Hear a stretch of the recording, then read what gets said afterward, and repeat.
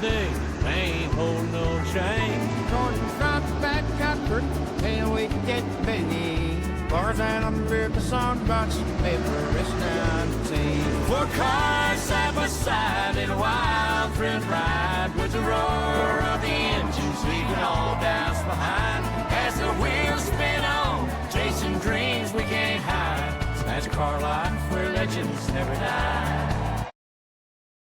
What is poppin', my folks? It's the 4Y Podcast here once again. And surprise, surprise, we actually have all four individuals kind of in the flesh, technically. Not really, but we're all here. We missed Blake and Austin last week. Me and Kent had a good old time talking about some similarities to the old times and the new times coming up. But how are you guys doing? Doing good, man. Great to be back. Good. How about them freaking dogs? Kick him out, please. You have been voted off the island. It's funny because Kent immediately muted his microphone and turned the camera off, so it left Austin all alone to talk about them dogs. Timing. Well, boys, we made y'all a promise, and we're here to fulfill that promise of our own reward show. So just a quick little explanation of how we kind of deducted this. So I sent the boys a couple of different awards that we're going to give out. These are not physical awards at this point. Maybe in the next couple of years, we ever get to be a little bit bigger, we might be able to, whenever we hit it big, right? And each person nominated a driver. It was supposed to be 4 different nominations per person, per category, and we had a couple of repeats. So I had to kind of come up with some extras on my own because I wasn't going to have the guys go through 5 or 6 and relist them. But it felt like we covered a lot of categories, a lot of different depth that your standard award show doesn't cover. Yeah. So the first award we have is ready to go, and we have videos. And we actually was able to, pay a very professional voice actor for a couple of these till I had to take over. So hope you guys enjoy. And the first award. The first award is the My Bad Award. This is dedicated to the worst on-track mistake or bonehead move of the season. The nominees are Austin Hill at Indy, Ty Dillon at Las Vegas, Chris Wright at Texas, Chris Wright at Daytona. We love Chris Wright here at the 4Y Podcast. Poor Chris Wright. Twice. Well, you guys nominated the same people, so I had to go and find 2 different ones. It was either nominating both of his or doing Sammy Smith at Martinsville, and I was just kind of like, I don't know. It is close, but Chris Wright a 50% shot. yeah, you would think that he would at least got a vote with that.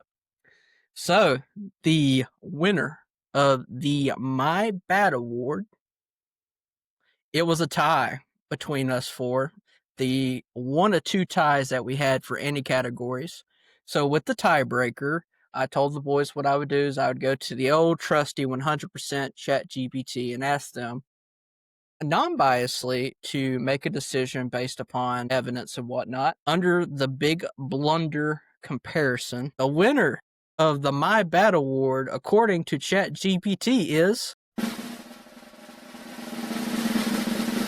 Austin Hill at Indianapolis Speedway. Initial thoughts from ChatGPT is the intent and the aggression of the move is what really put it over the edge, more of a safety risk. So it was using it more from like the OSHA standpoint, I guess. I think you could have nominated Austin Hill for this award and just said, just 2025. The whole season was a And last year, too. giant my bad. I went with Ty Dillon because I felt like that moment was a bigger, just like a legitimate, just I suck kind of moment, at least for a spotter. Maybe we should have said his spotter's name there instead of him. But for Austin Hill, though, I mean, the whole season was just a giant face palm and just forget about it and move on to next year. So, yeah, I got nothing against that. I mean, is it really a my bad moment when you do it intentionally and you're not sorry for it? I mean, that's just kind of my thing. Because, like, at least with Ty Dillon, like, he felt bad. You can blame the spotter. Regardless, Ty still needs to go, I'm pitting. It's not really a my bad moment if you do it intentionally and you show no remorse. But that's just me. I think once the playoffs came around and he lost by 21 points, I think that's when it turned into the my bad moment because then he costed his team, right? Yeah, he might not have felt bad in the moment, but I'm sure after the Roval, he probably felt pretty bad about it. After the Roval, he did. He's like, if I wouldn't have made that stupid mistake that I made at Indy, and I was like, well, this man just self-admitted to it. It's like, what? He's finally realized that he is not going to get away with stuff like that. It was a 50-50 shot there, but what do I know? ChatGPT is king, right? God bless the AI overlords. All right, here we go with the second category award, and hopefully it actually works and my soundboard's not broken. Social Media MVP Award. Best online presence or meme-worthy content on social media. The nominees are Carson Hocevar, RFK Racing, Hendrick Motorsports, Joe Gibbs Racing. I love how it said Carson Hocevar, by the way. Just love that. We had a deciding vote. It was split from 50 to 25%. The winner of the Social Media MVP Award is RFK Racing, with their hilarious banter, memes, pranks throughout the season. JGR and Hendrick, more informative social media accounts, I feel like. They're more professional grade, I would say. And then Hocevar is just full-on meme lord. So it turned out to be a 50% for RFK, 25% for Hocevar, and 25% for JGR. Fair win for sure. All you have to do is look at Chris Buescher and legit any of the paint schemes that he went with. Cinnamon Toast Crunch with the bucket hat. You had the Diet Coke in the short shorts, just vibing. And then you had him and Ryan Priest dress up each other for Halloween. There's so much good stuff going on over there. Alrighty, the third award. Team Vibes Award. Best team chemistry. On and off the track. Social media. Fan appearances. Etc. The nominees are JR Motorsports, Front Row Motorsports, Trackhouse Racing, Denny Hamlin's team. And we had a winner for this one. So it was between JRM, Front Row, Trackhouse, and Hamlin's team of the 11. Winning with 50% of the vote, Front Row Motorsports takes the win, with Todd Gillen, Noah G, and Zane Smith all having pretty good personalities on and off the track. Hamlin's team got a vote. When I got that nomination, I won't say who nominated them, I ain't going to point out, but I was like, that's not what I intended when I said team, but hey, we'll go with it. JRM also got a vote, which they had great personalities this year. They had Connor Zillich, being able to kind of laugh at himself, and had the whole incident falling off the car. You had some good personalities overall, but the Front Row guys collectively together, they kind of got the win. Front Row has that was. I think I wanted to nominate Front Row, but someone already did, so I had to go with someone else. But I voted for Front Row because, for one, their social media is fire, and two, Gregson, Gilden, and Zane all have great chemistry together. They hang out outside of the racetrack, so they're like friends off the track. I think they just got it going. Yeah, I agree with that. Like, I remember at Daytona, I went to Ford Racing merchandise hauler, and for a team that might be second or third tier potentially, you want to talk about just a line of fans who were so excited to come get to meet like each and every one of them. Really good. I've always thought Front Row had like really good vibes with their sponsors too. Like, they make the cars super, super memorable, especially like the Grillo's Pickles, right? I can't really speak much to Front Row. I didn't really just keep up with them a whole lot this year. I can't go against it. I mean, that's a solid group of guys that you got driving for Front Row. And when you talk about them as a whole, then there's no doubt. I kind of liked when it came to junior motorsports, just some of the things you got going on this season. First Cup start, right, with Justin Allgaier, just the different sponsorships that come to the table with some of the different and, Xfinity teams and that sort of thing. Just loved seeing Connor Zillitz and the success that he had, but then also what that group as a whole was able to accomplish, 3 cars in the Final Four, and that sort of thing. And that's kind of where my head went with that. And then even like Dale Jr. being on the pit box for Zillitz for a race and winning that race, like, that was just like, oh, that was so stinking cool. But like I said, I can't argue with the front row guys. Noah Gragson in and of himself, he's just that guy. I've been saying this for a while, and I'll continue to say it. But if he ever catches on fire, and ever just gets hot and starts winning races and having success and in the playoffs every year, a threat at every race, that's going to be a great thing for the sport because he's got that kind of personality that a lot of guys and a lot of NASCAR fans in general are just going to be able to get on board with and absolutely enjoy pulling for him. So, I think he's the future of the sport. Like I said, he's just going to have to find another gear on the track, but I think he's capable of it. You got to think Ford's kind of looking for that young gun that's going to be able to propel them forward. I mean, they've kind of at a stagnant pace at this point. I mean, you got Busher, but he's been in NASCAR for a while now. Obviously not in good equipment throughout his career. Priest has been around a little bit. But, I mean, he's still technically young. But Noah, Todd, and Zane are all really young. And we're really, from the Truck Series to the O'Reilly Series, they did really good work throughout their career. So we will see what will happen in the future for them. Great win there for those guys. Now we have the Got That Dog in 'em award. Dog in 'em award for the underfunded team that never backed down despite a lack of resources. The nominees are Stuart Friesen winning Michigan, Honeycutt's running the championship 4, Nick Sanchez winning Atlanta, Austin Dillon winning Richmond cleanly, AM Racing, and Harrison Burton's championship contending. Okay. Austin, do you even know whose voice we're listening to in these videos? And I saw the first one and heard the first one. Okay, it sounded like go. a Wish version of old what's his face? What's his face? Yeah. What's his face? Come on, man. Lee Put some Diffie. respect on the name. That is Lee Diffie. Golly.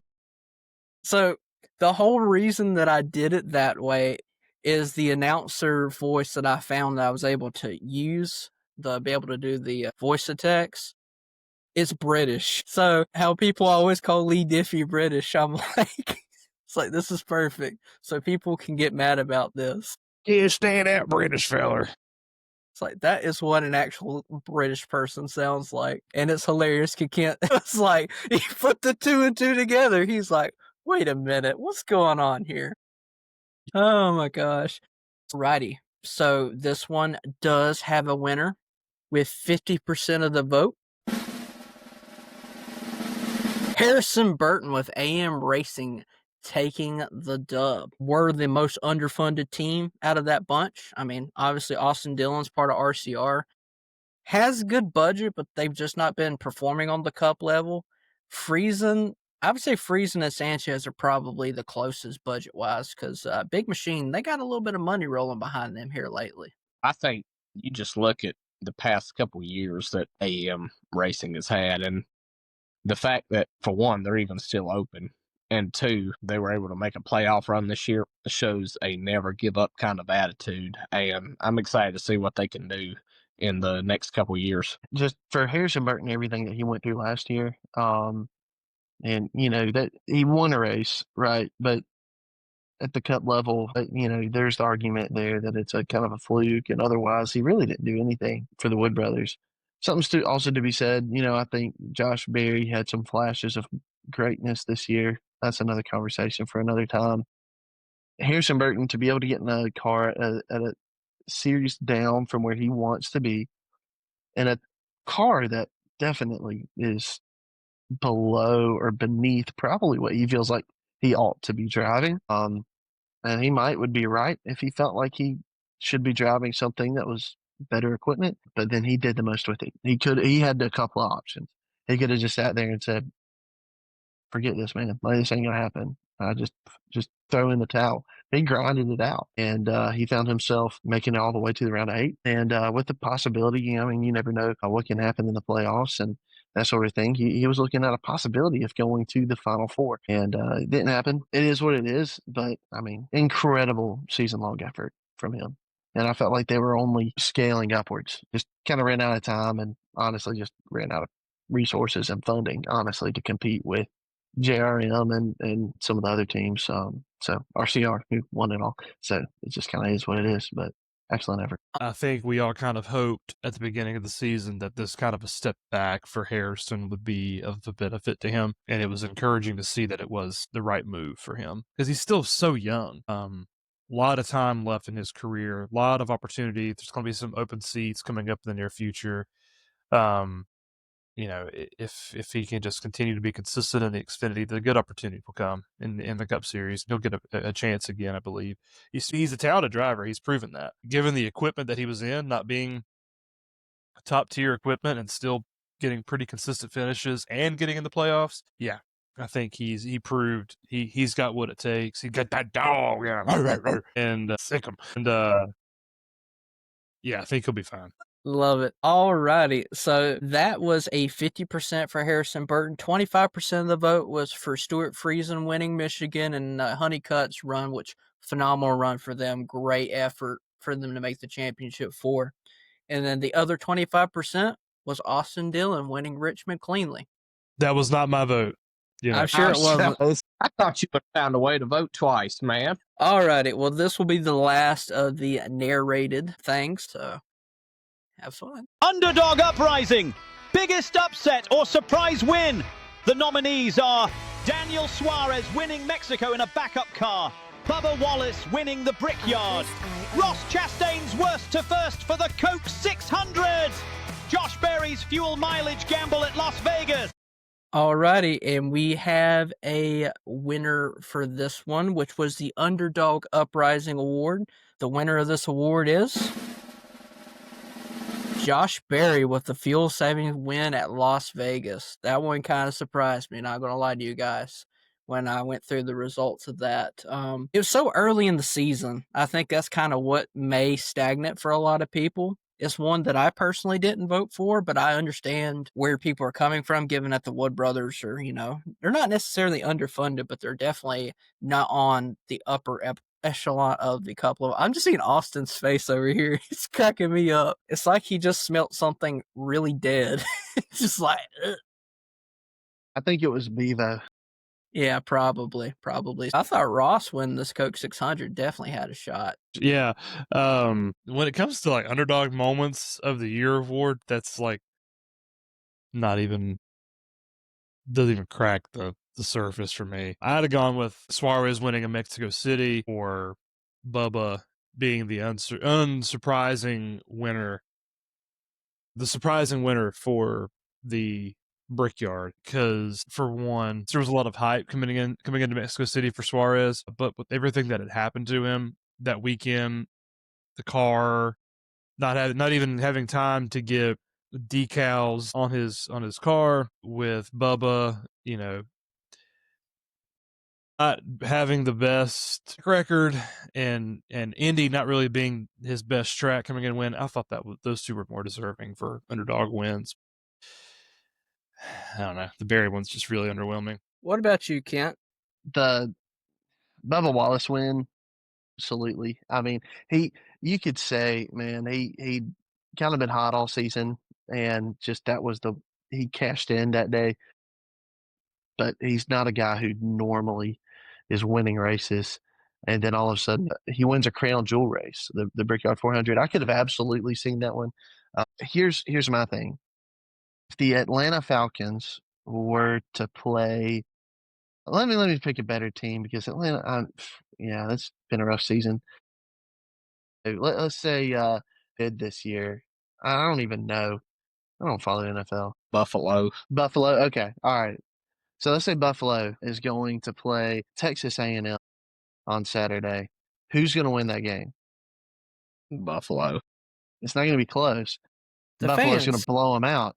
So here's my thought process. I will never call a Cup driver winning an Xfinity race an underdog win. He had to overcome a lot of adversity. It wasn't an underdog win. He had to come back from a lot. It wasn't an underdog win. The guy, if you look at the betting odds for that race before it started, I guarantee you Suarez was at the top of the list. Nobody was surprised when he won it. Impressed because he had to overcome a lot of adversity? Absolutely. Underdog? Heck no. It was just wasn't an underdog win. So when I think of an underdog, I think of somebody who's, you know, driving on a track that is not necessarily an overwhelming strength for them at that level. And I think about them racing for a team that doesn't necessarily perform well on a lot of these tracks. And so, yeah, Josh Berry had won there in the Xfinity Series twice, but nobody looked at him coming into that race saying, oh, yeah, he's the betting odds favorite, or even in the top 15 of betting odds favorite drivers to win that race that day. No one gave him a shot. And he went out there and he put on a heck of a performance and won. So when I think of an underdog, I think of somebody who achieves higher than expected, not given current weekend circumstances, but given the overall grand scheme of things. And so, yeah, I cannot call a Cup guy racing a series down in elite equipment, mind you, for junior motorsports. I cannot call that an underdog moment because that's not what that was at all. But anyways, that's my 2 cents worth. This is the same guy who lost his seat at Trackhouse and is moving to lesser equipment this coming year. He's also won a Cup race with Trackhouse on a road course. But he's not. And I get what you're saying, but I'm also saying like he's supposed to do that, right? Like he's a Cup driver, he's supposed to go and win a series down. Whether or not, like we can make arguments that he probably wasn't the most talented in that field, even a step down from where he races every Sunday. Sure, I'll make that. But I'm just saying, from a stance of he's supposed to. I mean, you could say, all right, would the Atlanta Falcons beat Texas A&M on Saturday? I mean, probably not. Yeah, they would. But well, honestly. But if you're saying Kyle Larson, Kyle Busch, Ross Chastain, sure, I'll give you that. Maybe I'm underestimating Suarez as a driver. I just don't, when I think of because I personally anticipated him going back to Xfinity at the end of this year because of how poor his performance has been at Trackhouse this year. He got lucky last year with that Atlanta win. I mean, for one, it's a drafting track. Two, it was a 3-wide finish. I don't consider that. I don't consider that a win to like, dust off, your shoulders with. But I don't know if it's Kyle Busch, Kyle Larson, whatever. Heck no. But just the circumstances that surrounded that weekend. Yes, he may have been the favorite coming into that weekend, or at least I don't know if he was a favorite. He may have been top 3, but coming into that, he wrecks his car in practice and then has to go to a backup car. The car doesn't have the right livery on it. And then he comes from the rear of the field and wins. I don't know. That to me, I would count that as an underdog moment. Yeah, I mean, it's probably not as obvious, I guess, or not as popular. Like he's also a former series champion at that level. For Xfinity? Yeah, he was the 2016 champion. Yep, when he drove for Joe Gibbs. So I mean, that all played into my opinion. I'm just saying, I kind of got you on that one, but I totally, I mean, I get where you're coming from. I do, because his skill set isn't what everyone else's is, and he had to overcome a lot of adversity. But I would say that like that's a dog in a moment, but I don't know. That's just me. Yeah, I mean, I don't know. Like the Josh Berry moment was because I mean we all like Josh Berry, right? But I don't know. I just think there were several moments over the course of the year that I thought were more deserving than that. Heck, even I know Kent was going to vote for Chastain winning because Byron was supposed to win this race. Dominated the race. Yeah, but I digress. Well, to be fair, the award description is the biggest upset or surprise win. So it's not necessarily it has to be underdog upset. It could have just been a surprise win. But it's just kind of the beauty of the beholder there. I know Blakey, you have anything to say, buddy? They've been kind of clawing at each other here. No, I think the reason I voted for Bubba Wallace winning at Indianapolis was, to me, the surprise part had a couple of it was kind of multifaceted because, I mean, like we said, he's usually not that great there, but that was 23XI's only win this year was Bubba Wallace's. And the fact, like, if you would have gone into the 2025 season saying that 23XI was only going to win one race, who do you think was going to be? Well, obviously Tyler Reddick, right? But the fact that Bubba won a duel and also the Brickyard was like, okay, he had a little bit of a somewhat flashier year than what he's used to. Like his teammate Tyler Reddick, who I think personally is a better driver, didn't even win a race. Trust me, I know. I had him as my championship pick, right? And so I think just on the pure surprise, like I don't think anybody had Bubba Wallace winning the Brickyard on their bingo card. I think when you throw back to Josh Berry at Las Vegas, I was stoked. I think might have said on the podcast, like, hey, I think he might have a good shot. It might be interesting to see if his Xfinity success can go over to Cup success in a much better car. Like, to me, it didn't surprise me because he seems to like that track, right? Now, was it a surprise that he got his first win that quick with the Wood brothers? No, not necessarily, but I think Bubbles was just more surprising. Like, you look at Ross, I think, like Ross is their number one man at Trackhouse. Like he's supposed to be able to win races, win crown jewels. And so that's where I think just out of the options, and like Kent said, Suarez was a series champion. I expect him to be able to run through the field, given that in Xfinity they might have like 8 to 12 competitive cars, right? But yeah, to me, Bubba's was the most surprising out of all of them. To me, Who would have thought an award show was be able to be the one thing that spices up the debate between us? Like most of the year, we've been calm, relaxed, and then we start throwing awards, and it's like, wow, crazy.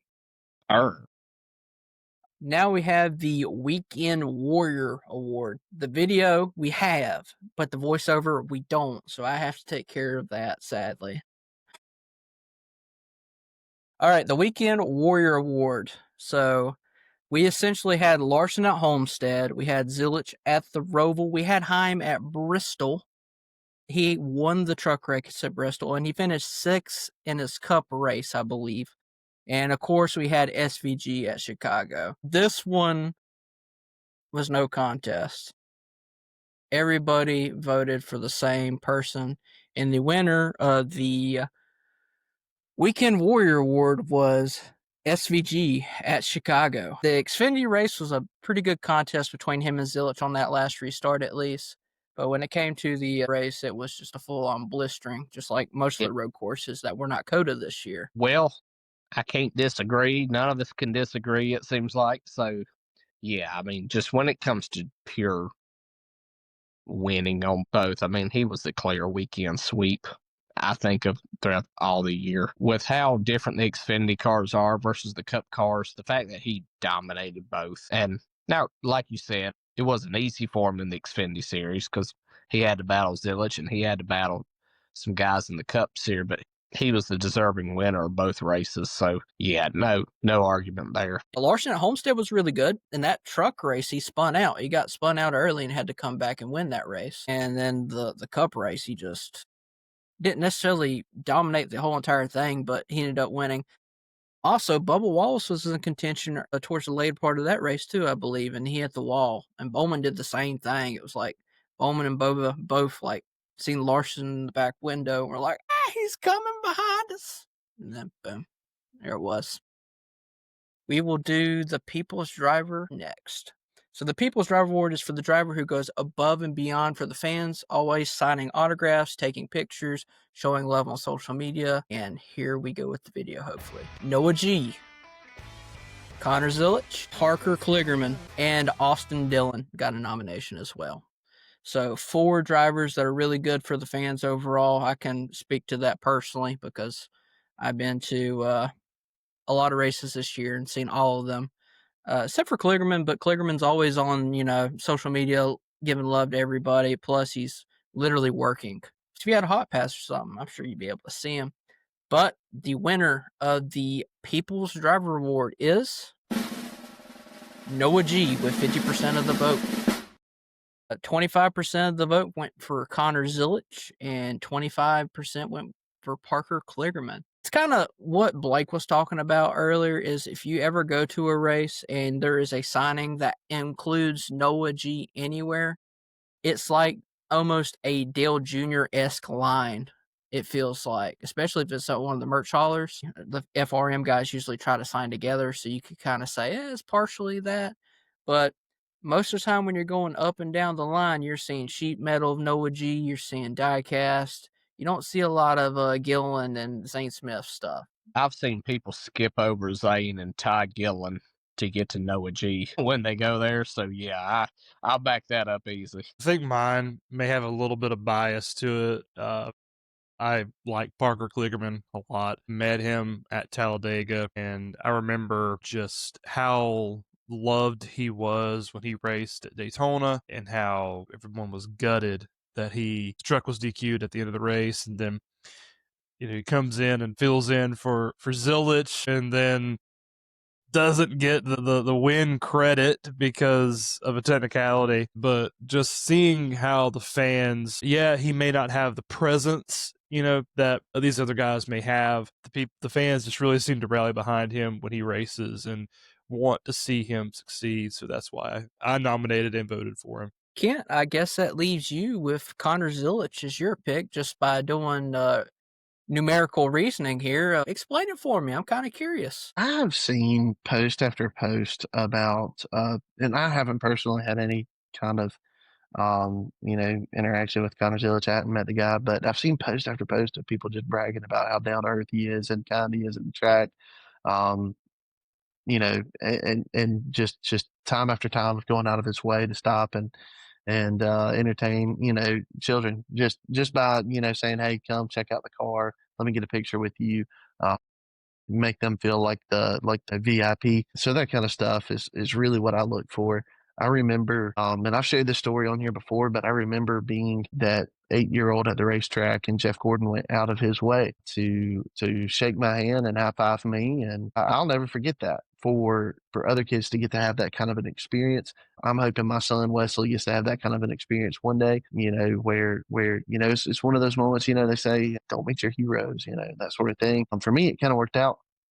It was a great memory for me as a kid. And I feel like for anyone who Connor Zilic is kind of like their hero, I think it would be also a good core memory for them. But man, you just couldn't get wrong with any of these guys.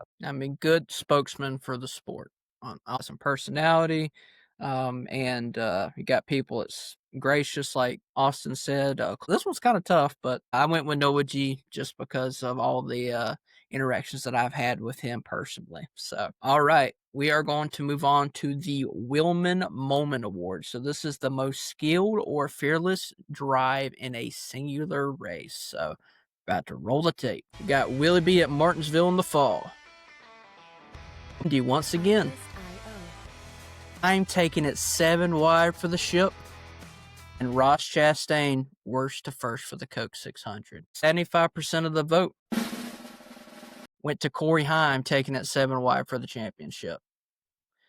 25% was Bubba at Indy. So, backs against the wall, game 7 moments. Let's just say you lose like one of your good starting 5 that's a role player.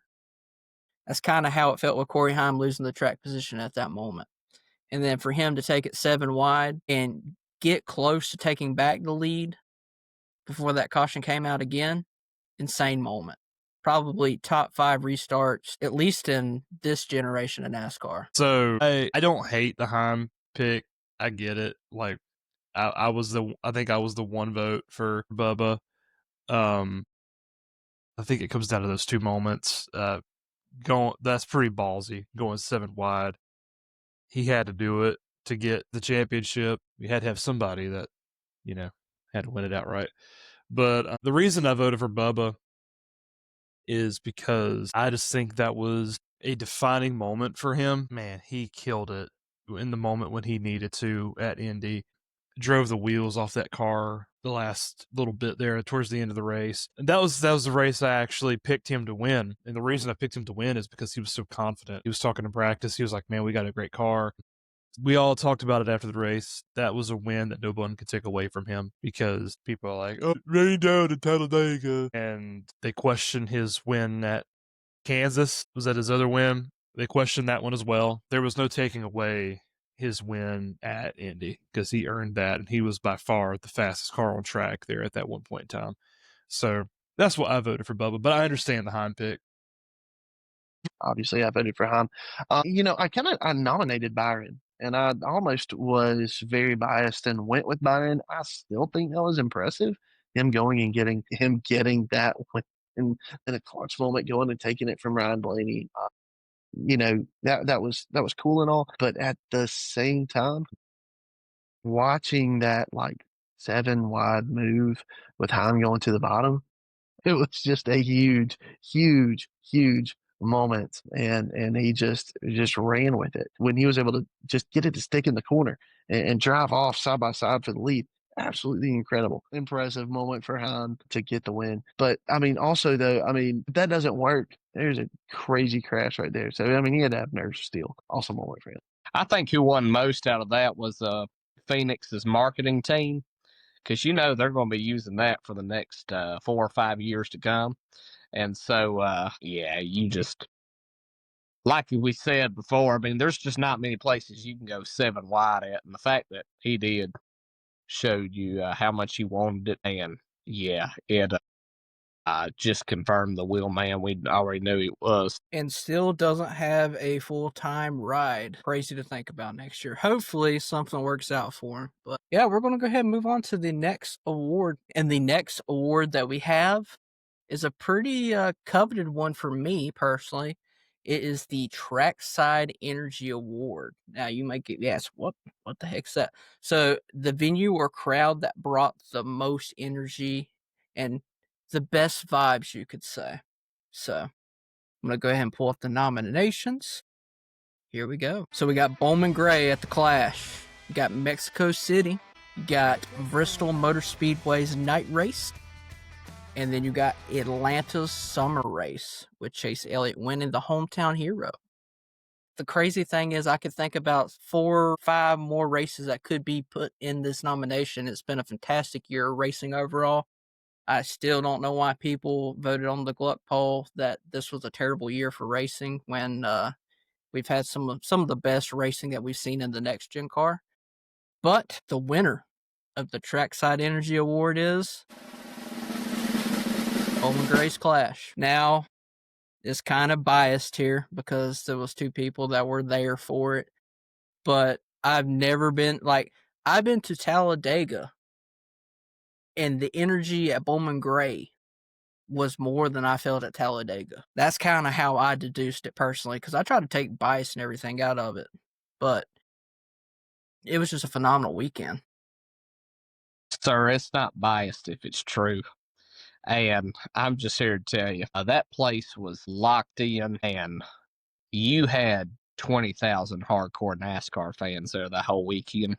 And you could tell it was right in the heart of hardcore NASCAR country, because you had people standing up the whole time. You had middle fingers going up. You had, tons of people who were just stoked to be there. You had vibes of like people who hadn't watched NASCAR in years were tuning in on the television for it because they're like, oh my gosh, NASCAR's going back to the roots. It was a perfect weekend. The access to the drivers was second to none, really, on how accessible they were. Yeah, the pre-race show was fantastic. I don't know if they showed that on TV or not, but it was like being at a awesome concert right beforehand. They literally did most things perfect that weekend, and it was awesome to see. Austin, buddy, I don't have any of the results. Everything is anonymous.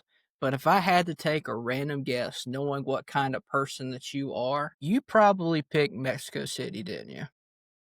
I did, and I'll give you the reason why. Believe me, I understand the Bowman Gray pick. I mean, it was a really cool event. held at a legendary stadium. But I just remember seeing the activity at Mexico City, and I remember seeing these drivers getting swarmed by a different fan base in a different country, just swarming these drivers, walking through, getting autographs, and I'm thinking, man, these guys ain't seen nothing like this before. These people want their autographs, and they're all over them, just handing them stuff to sign. And I was like, man, you just don't see that in the United States. You see like lines, I guess, but like swarming them, trying to get their autograph and get a picture with them. Treated them like celebrities in this country. This is how they would treat Formula One drivers if they came through. So that's the reason I picked Mexico City, just because I know the fan atmosphere was great. They hyped it up all, the whole weekend. Yeah, I mean, it didn't sell out like the Formula One race did, but there was a good crowd there all weekend that were taking it in and enjoying the race. They showed up and supported, and I thought it was a good weekend of racing overall. But yeah, that's why I selected it. I just thought the fan atmosphere was like one they haven't seen in the United States before. And that would deduce that Kent was talking about the Bristol night race. He is gone for a second, but being someone that was there at the Bristol night race was almost, for me and Blake, we were both there. It was like a moment of shock. The crowd collectively was kind of like, just absolutely like, why are they pitting with only 10, 15 laps on their tires? And that's when the energy started to come up with the crowd, because everybody that had a ticket was probably thinking, oh, it's going to be a domination fest just like it was in the fall last year.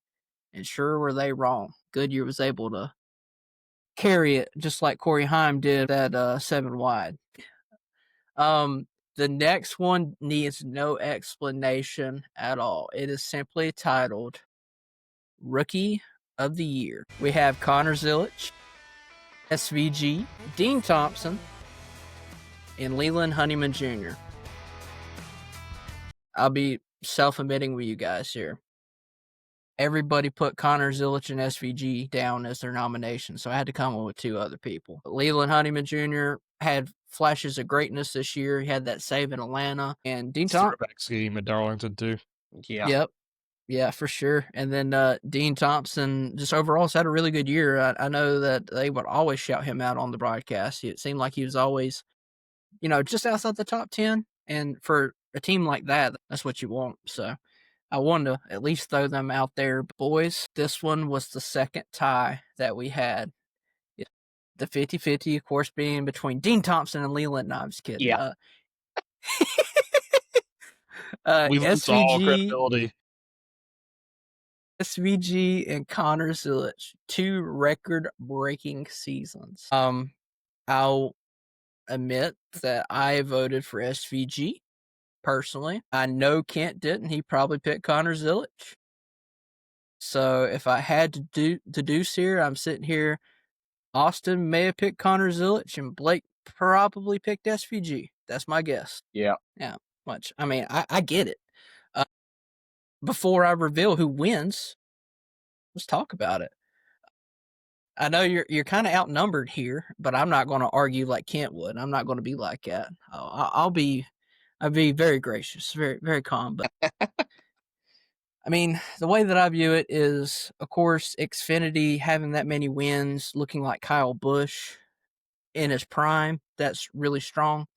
But the next gen car, plus just the domination fest that SVG put on, the intervals that he would have to second place, just domination, tail to butt. And then on top of that, of course, he won the Rookie of the Year for the Cup level. I just think overall racecraft, I think he's just a little bit better. So that's just my personal thoughts. But I'll throw it to the Zilic guy. I want to hear your thoughts. Well, the only reason I didn't vote SVG, and I would admit, yeah, SVG had a record-breaking season, most wins by a rookie. Foreign born as well. The only reason I picked Zilic over SVG is because SVG has had his fair share of struggles on tracks that are not road courses. That's the only reason I didn't pick SVG to be my rookie of the year. I picked Connor Zilic because Connor had one of the most dominating seasons in Xfinity Series that we've ever seen. That's the reason I picked Zilic over SVG. It's no shade at all to SVG. I think, SVG is a phenomenal guy. I love SVG, but I just think when it comes to comparing the resumes, Zilic was won at all the tracks. I like the reasoning. All right, Blake, let's hear why you voted for Mr. Shane Van Gisbergen. Yeah, I mean, I think while yes, SVG did struggle on, especially at the first part of the year, the fact that he won 5 races in his rookie year really says a lot. Because I mean, his ratios are better than like Gordon, Stewart, and I mean Jimmy Spencer said on DBC he's the best to ever do it in the Cup Series. And I like what you said about the intervals, Cole. I mean, he's not just winning by half a second; he's winning by like 17 seconds in Mexico City, right? And like we were at the Roval, and he's winning by what, 12 or 13, 14 seconds. And that's a track that's like one of the road courses that all the Cup guys should have much more experience on than SVG, right? And yet he still goes out and whips them by like 15 seconds. One reason I didn't vote Zilic was when Zilic did make some starts, like at the Coke 600, it just thoroughly just was not impressive, just to be quite honest. He rode around in the back a lot of the time, whereas SVG, he had some impressive oval runs. And yes, Zilic did a really good job overall on a lot of different tracks in the Xfinity Series, but at the end of the day, it is the Xfinity Series, right? And I don't want to like discredit anything he did. What he did was immaculate, right? But like Connor Zilic didn't win anything in Cup this year. SVG won 5 in a really good way. So to me, I think the fact that SVG's beating guys, he's being compared to ratios with like Gordon and Stewart and some of these, I think that outweighs what Zilic did personally, just because of the competition that's in the Cup Series versus the Xfinity Series. I'll even come up with a counterpoint of not me being on the SVG side of Zilic is there's still, great talent in the Xfinity Series. Eric Almirola had a phenomenal year, won the Owners' Championship, a veteran presence that would be comparative to the Cup level talent. Now, he didn't have like the amazing resume coming out of Cup after it all. I mean, kind of on the down years of Stuart Haas and just a whole bunch of weird stuff that happened in his career. But Connor Zilic was right there with Eric Almirola a couple of times and bested Eric Almirola. It took Eric Almirola using strategy at some point. Said that he was getting tired of being beat by Connor Zilic, so he did some weird strategy and ended up winning. There's talent in the Xfinity Series, but I guess conclusive to the mass of the field is what Blake's getting at. And don't get me wrong, I'm not discrediting the guys in the Xfinity Series. They're just not as developed as the Cup guys are, right? And that's to be expected, right? But when it comes to competitive cars, look, I'm sure all those Xfinity guys, if you put them in top-notch equipment, I'm sure they'll compete. Don't get me wrong. But when it comes to competitive cars who could win week in, week out, to me, you're looking at maybe 12 in the Xfinity Series. Whereas in Cup, it could be 20 to 25 who could win on a given weekend just with the parity that's there. And yeah, you just have so many guys who have so many good resumes in the Cup Series. To me, it outweighs the competition because, like, you take somebody like Marcus Ambrose, man, back in the day where road course ringers meant something. He still only won 2 races in his Cup career. I know, like, they would bring in people like Ron Fellows and all these people back in the Nationwide Series at the time. You get Boris Said, you don't see those with tons and tons of Cup wins, if any. Right? SVG comes in a car of parity when these guys have been pre-programmed to be really good at road course or have to get good at road courses over the last 4 to 5 years because they started putting like 6 or 7, 8 road courses on the schedule. And SVG comes in and is just in a whole nother universe than them. So to me, that's just he's already amongst the greats in the Cup Series when it comes to road courses. Connor Zilic is not on the highest level yet. Will he be? I'm sure we can have that discussion when that happens, right? But just right now, I don't think that Zilic is in the question or even in the conversation of greatest Cup Series drivers on a certain discipline. SVG is. Yeah, I get that for sure. I mean, we're also comparing what a 36-year-old to a 19-year-old. Yeah, it's a tough. So Yeah, it's not always apples to apples for sure. But at the end of the day, to me, you got to resort to the highest series. that's fair. Yep. That's kind of why I wanted to do the way that we did our awards, because kind of how NASCAR does theirs is like rookie of the year, and that's just like by Xfinity rookie of the year, truck rookie of the year. Ours is all three series, so it's like you got to really come up with it. So I'll go ahead and tell you guys, GPT went with SVG, and the reasoning why is the 5 wins as a rookie, making the playoffs, doing it via dominance, and it was more headline grabbing at this highest level in NASCAR, because there's a lot of people that don't pay attention to the O'Reilly / Xfinity series, to be quite frank with you. And that was the one thing that edged it out. It could go to either guy, though, 100%. So that was a toughie. I'm sure Kent would be ready to fight for it if he was here, but he flew the coop a little bit early. So we're going to move on to Race of the Year. Once again, in the title. Don't have to do anything fancy about it. Here we go. All right. Christopher Bell wins the Bristol Night Race. The Atlanta Summer Race goes to Chase Elliott. Ross Chastain, worst to first, Coke 600. And the Rockingham Xfinity Race, welcome back NASCAR. I had to throw that one in because there was another duplicate in this one. Alrighty. So we know there's no more ties. We don't have to worry about that no longer. The Race of the Year award goes to Ross Chastain with the Coke 600. The worst to first in the backup. Was there for it. Phenomenal energy. The Atlanta Summer Race got a vote. I could understand that. It's a hometown win for Chase Elliott. A lot of energy with the fans there. I get it. And the Bristol Night Race also got a vote. Probably due to the headlines with the tire wear and all of the crazy developments that were going on. I hate Rockingham didn't get a vote, but I mean, it's kind of just outclassed. Like what we said, there were so many races this year. I mean, you could say, Hamlin getting his 60th, it could have been on this list. It wasn't nominated. Man, I voted for the Coke 600. Even though I wasn't in attendance, I watched that race from lap 1 to lap 400. And yeah, I mean, Byron, whooped tail the first 3 stages. But the build up of Chastain reeling in Byron and watching throughout the race Chastain progressively move up through the field, and you're thinking, man, this dude's got a fast car.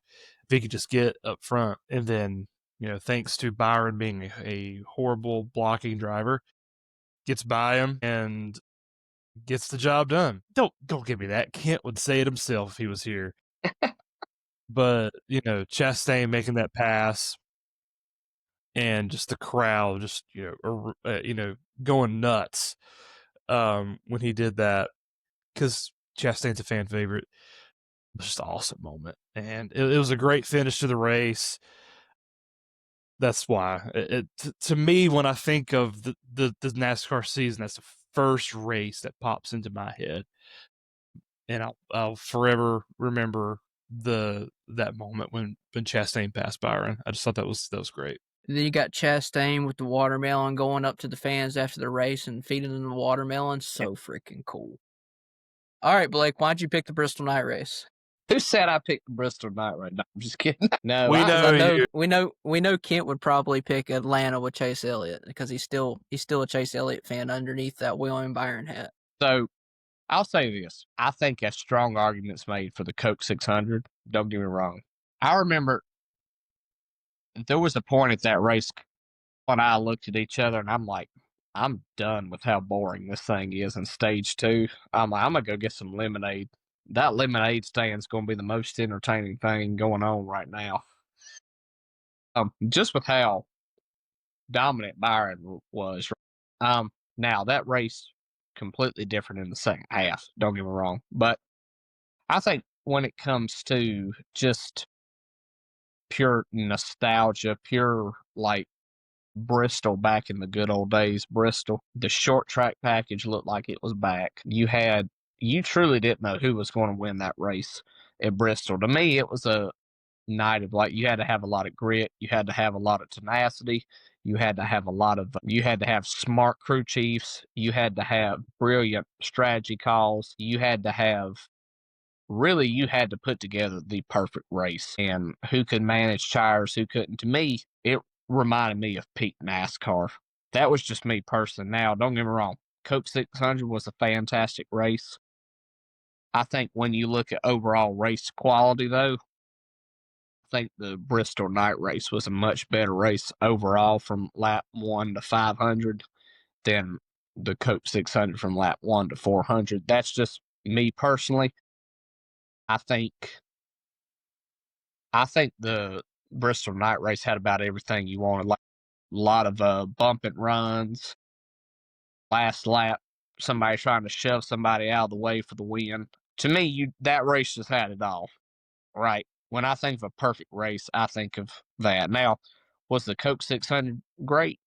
100%. Not arguing with that one bit. But you also had a guy who straight up dominated a lot of it, and especially towards the middle part of the race, it wasn't that entertaining for me. Now, stage 3, stage 4, like I said, different story. But yeah, that's how I look at that, and I'm not just saying that because of the tire wear. I mean, it had a lot to do with it, but it just reminded the fan of peak NASCAR when it comes to short tracks. I mean, that's a good conclusive appointment there. I guess that would leave Mr. Kemp going with the Atlanta Summer Race for the hometown win. Energy was there for sure. I don't know racing product wise if it was my favorite plate race, but a lot of people said it was. I mean, it's whatever you think, I guess. I almost feel like Chase winning the other race this year when he came out of nowhere and won it, stole it from. I thought that was a better race than the Atlanta race personally, but that's just me. Yeah. But it's what got nominated, so that's what we put down. So, but the good thing is Kent's not here to defend himself because we can move along. Sure. We only got 2 categories left. We got most popular driver next. Self-explaining there once again. These last few ones are really self-explaining. It's great. Alrighty. So, most popular driver, we got Young Money, Kyle Larson, Ross Chastain, Chase Elliott, and Ryan frickin' Blaney. And the votes are in with 50% of the votes. Ryan Blaney is your most popular driver for the 4-wide selection. Wow. It's crazy. Wild. Wow. I'm excited because I picked him. Not to show my cards early or anything. 25% Chase Elliott. Kent, for sure. 25% Kyle Larson. Austin. I don't think it needs to be said. Austin, tell us why you picked Kyle Larson, buddy. I'm entertained. It's got a hold of my phone. I was about to say, because Anna took care of it. She's like, you're voting Kyle Larson. Okay, Blake, you going to explain why you picked Kyle? So I'm going to go based on facts here. Okay. Kyle Larson has his own merch trailer at the tracks. There's even been some scenarios where he's even had his own dirt merch at the tracks. All right. When it comes to all the different racing disciplines, I feel like Kyle Larson is much more well known than the other guys who are mentioned. Those 3 are super, super popular. I like all of those guys for sure. But when it comes to all the different disciplines. You've got Larson is well known in IndyCar. Larson is well known in the dirt world. Larson's obviously well known in NASCAR.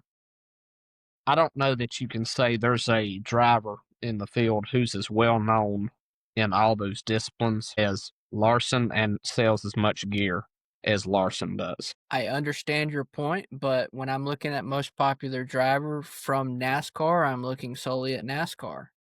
And the amount of Ryan Blaney merchandise that I see here lately has been astronomical. I mean, it's crazy. I would say he's right there with Larson. Now, he may not have his own hauler for sure, 100%. But I'm gonna allegedly say this. This is just a guess. Penske doesn't see a purpose in needing another hauler with the other two drivers that they have. Logano, 3-time champion, right? Not a real popular guy for the most part. Been seeing a little bit more of his gear. Cindric, not a super popular guy. So you can throw 3/4 of your merchandise towards Ryan Blaney and call it good. Especially here in the last few years, has gained so much traction. And he's honestly, for young people, it seems like the younger generation really connects with him for some reason. Yeah. Where Kyle Larson, he's kind of catching like the legacy fans, like your Jimmy Johnson fans, your Dale Jr. fans. They're all kind of tunneling. Either they're going to stay with the driver that the driver overtook, or they're going to go to whoever the team's best driver is. So they went to Chase Elliott for a little bit, and then once Chase kind of fizzled out with his next gen car, they're like, all right, we're going to funnel towards Kyle Larson. That's my argument. But the reason I voted Blaney is similar to yours, Cole. I see a lot of Blaney gear on the track. Yeah, and I don't even have any Penske bias towards this. This is genuinely how I feel. I've seen like you said, an uptick in merch for Ryan Blaney.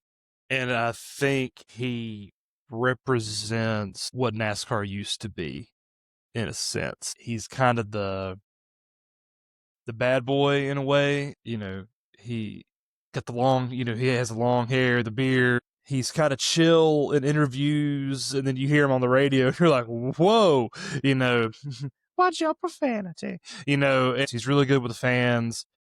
Dude has tattoos, and you wouldn't even know it, with how he with the fire suit and everything, but he's like tatted up.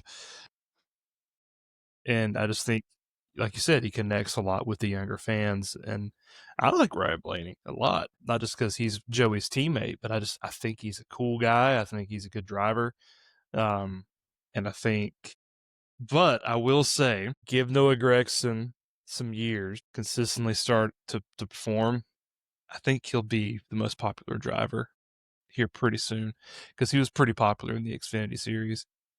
And I'm confident that if he can get some things going behind him, people can really see his personality come out. Because I mean, when you're finishing where he's finishing, you're not getting race interviews. So if he can consistently get up front, consistently finish up front, and people can hear him, see his personality, not just what they see on social media, but see him as well, I think he'll eventually take that spot of being the most popular driver one day. boys, we are to the last one. I bet you guys will never figure out what this award is going to be.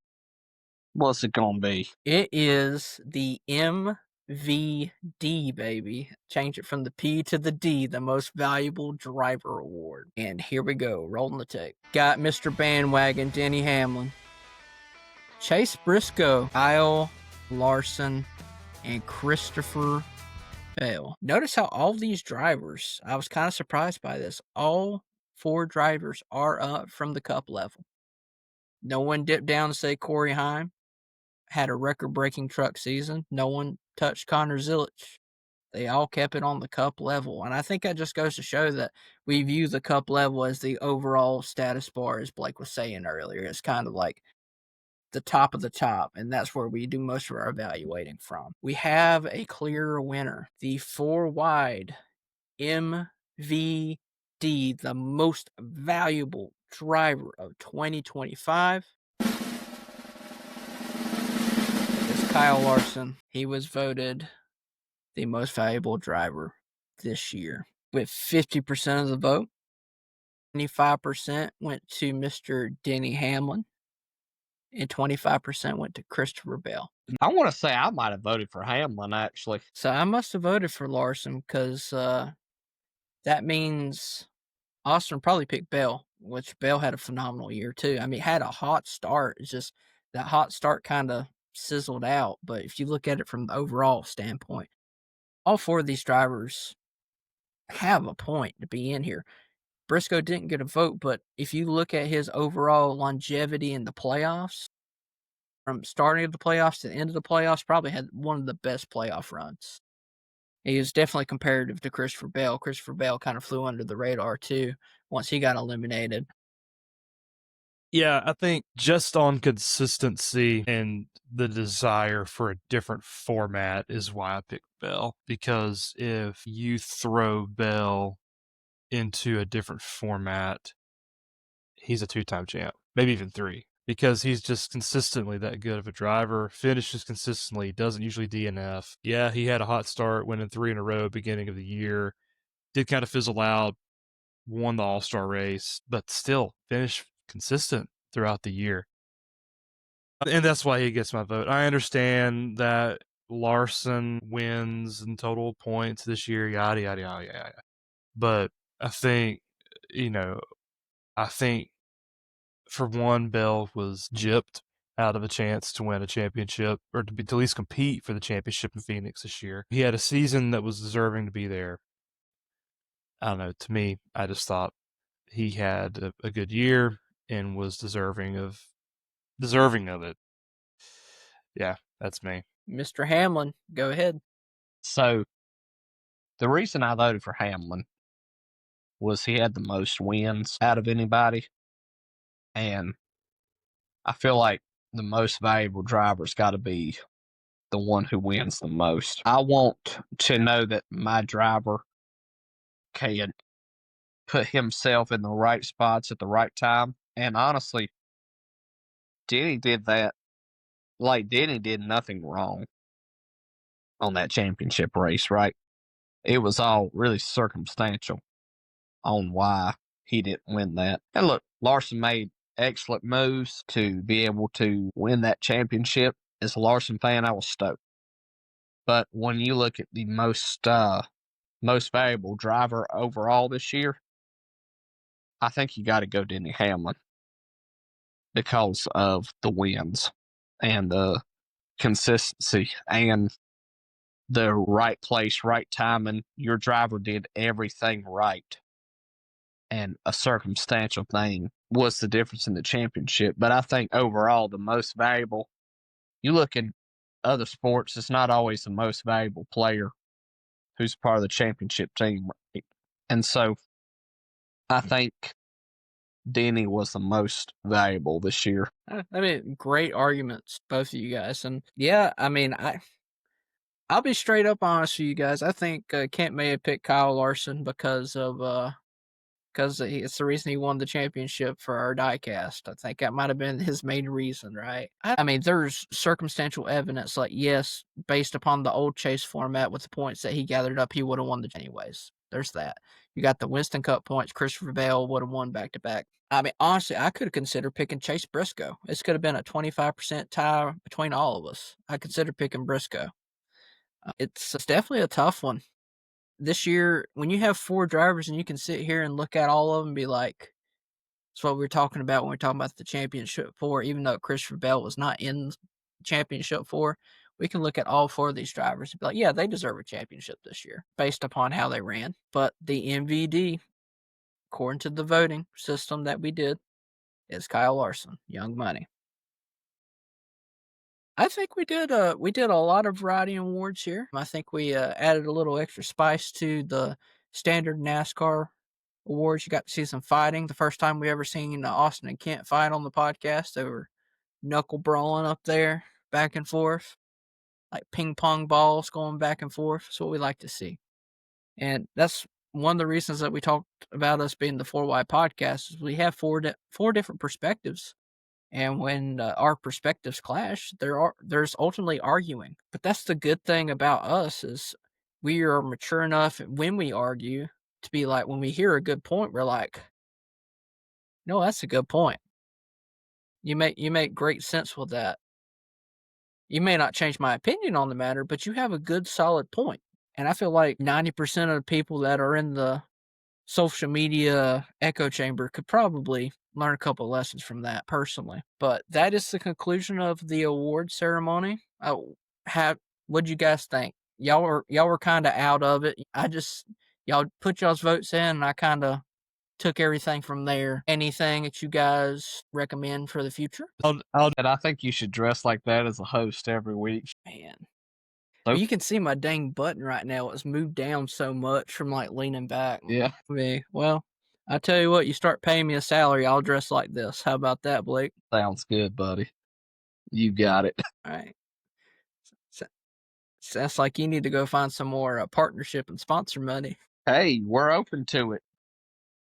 We're open to Yeah. it. It's in the work.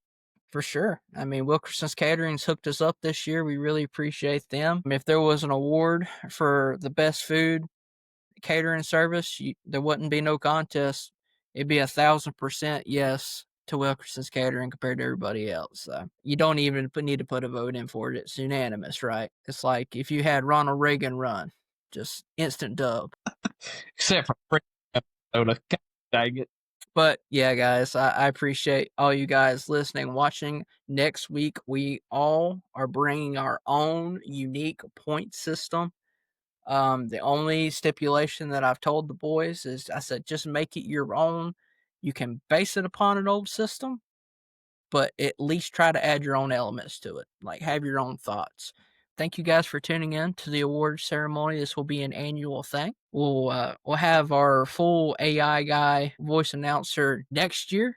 He got a cold midway, so we had to take him out. I had to replace him. I can't quite carry the tone and the variance of the voice like he can, but it is what it is. So y'all take care.